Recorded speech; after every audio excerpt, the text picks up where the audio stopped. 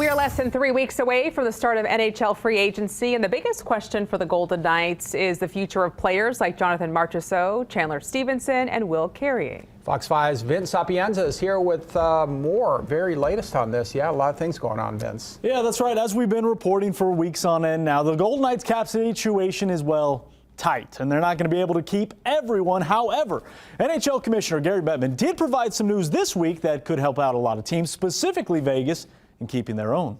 This season has set an all-time record for total attendance in a single season as we approach 23 million fans while playing to 97% of capacity. Earlier this month, Gary Bettman says the NHL regular season was the most watched on U.S. cable in the last 30 years and the most watched playoffs in the U.S. since 1996. Hanifin flooding in. Headshot! Score!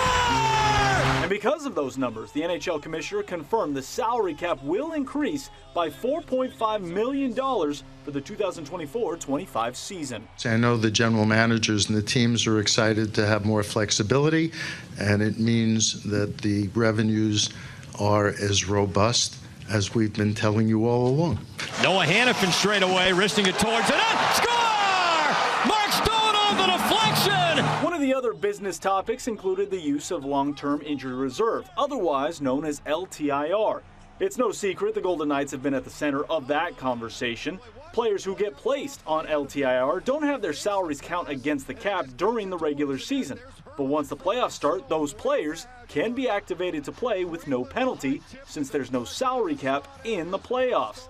NHL Deputy Commissioner Bill Daly was asked if there's an appetite from general managers to change that rule. The majority of the people I've heard from would suggest in a perfect world we should try to address it in some way differently than we're addressing it.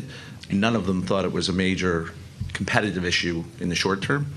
And it's something ultimately we're going to have to negotiate with the Players Association. So whether that can happen with 2 years left on a collective bargaining agreement, I'm not making any promises.